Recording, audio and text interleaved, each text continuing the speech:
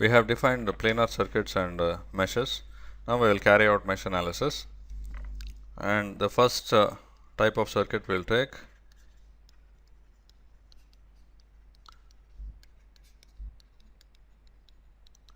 will be circuits with only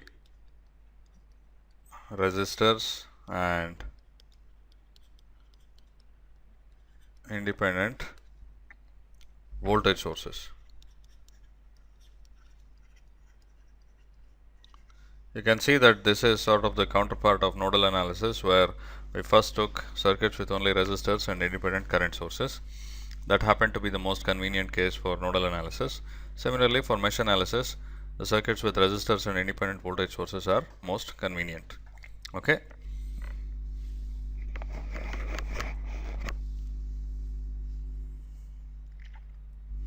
Let me take a particular circuit.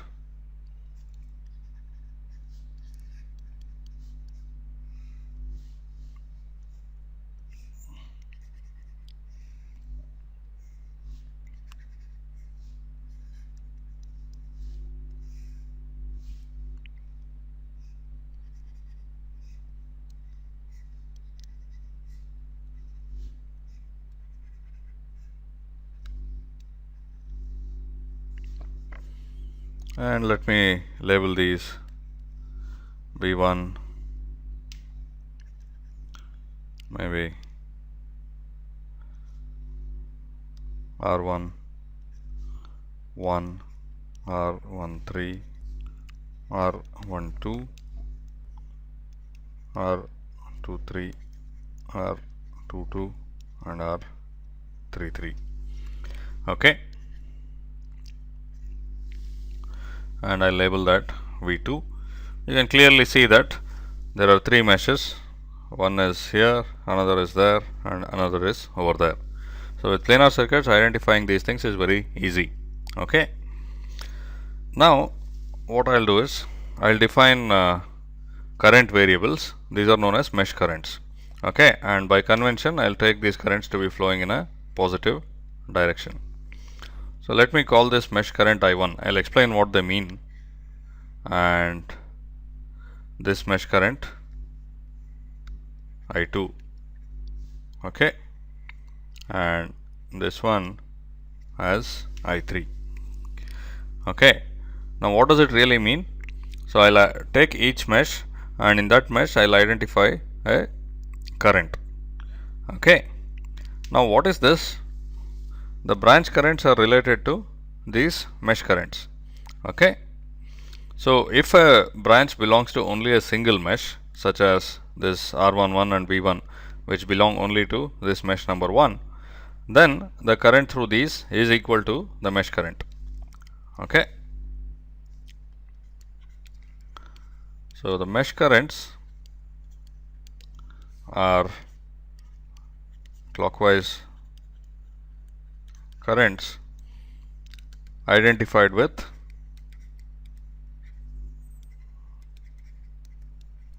each mesh. Okay, now the currents in the branches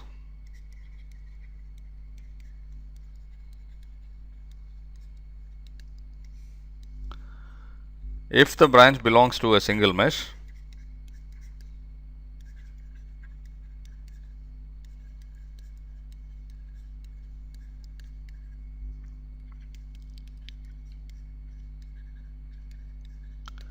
then the branch current equals the mesh current. Let me identify those. So current through R11 in this direction will be I1. We have not calculated the value of I1, mind you, that will come later, but I am only relating the current in each branch to mesh currents. I have already identified the mesh currents. Now I will write each branch current in terms of those mesh currents. Okay, this is somewhat like taking node voltages and then relating voltages of each branch to the node voltages. Okay, so that is also I1, and here I2, you will take it in the proper direction. Current through R22 will be I2, and current through V2 will also be I2. Similarly, current through R33 will be I3 in this direction. Okay. Value of I1 and I2 and I3 will be solved for later. Now, if a branch belongs to more than one mesh, we know that a branch can belong to at most two meshes. The branch belongs to two meshes.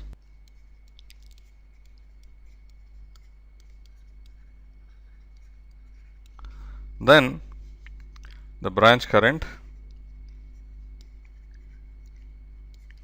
equals the sum of individual mesh currents.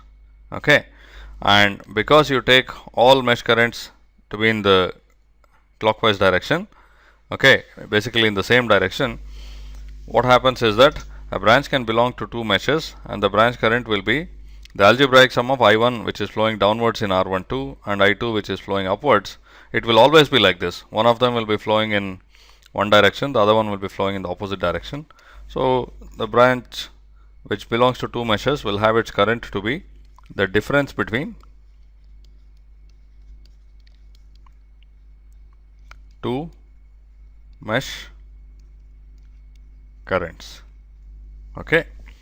For instance, the current through R12 will be I1 minus I2. The current through R23 will be I2 minus I3. The current through R13 will be I1 minus I2. Okay. So these are the branches which are common to more than one mesh. Okay, and their currents will be the difference between two mesh currents. Okay.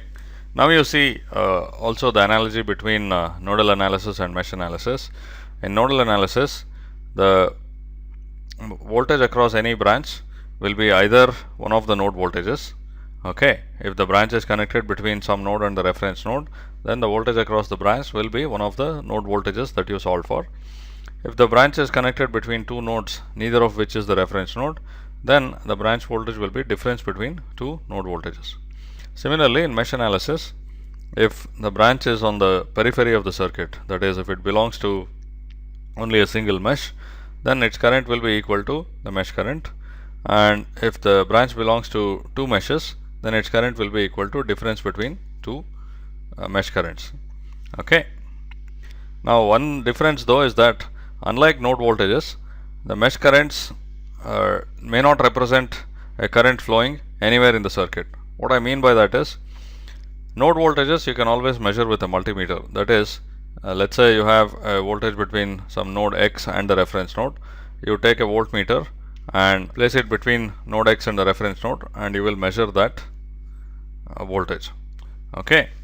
Now, if you have a mesh current, then that may not be any of the branch currents. That is, that current may not be flowing anywhere in the circuit, right? For instance, let's say I have a circuit like this, where I have a circuit whose graph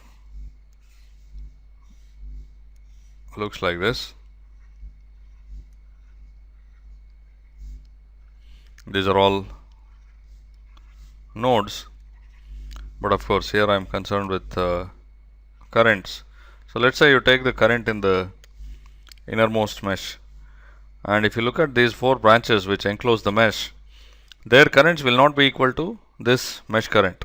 Okay, their current will be this mesh current minus some other mesh currents, like this one, or this one, or this one, or that one. Okay. So this mesh current, if you see, you cannot measure this particular mesh current in any branch of the circuit. So in a way, it's like an auxiliary variable which may or may not be found in the circuit. If you have a mesh current belonging to an outside mesh, that is a mesh on the outside, something like this, then this mesh current can be measured by measuring that branch current. Okay, whereas for the red one, that's not possible. But as far as finding the solution to the circuit is concerned, these variables will work just fine, and we can go ahead with mesh analysis just like we did with nodal analysis. Okay, So I hope you have understood the definition of mesh currents. You of course take them always in the same direction, and by convention I'll take them in the clockwise direction. Okay, and from that you understand that every branch current is either equal to a mesh current or difference between two mesh currents.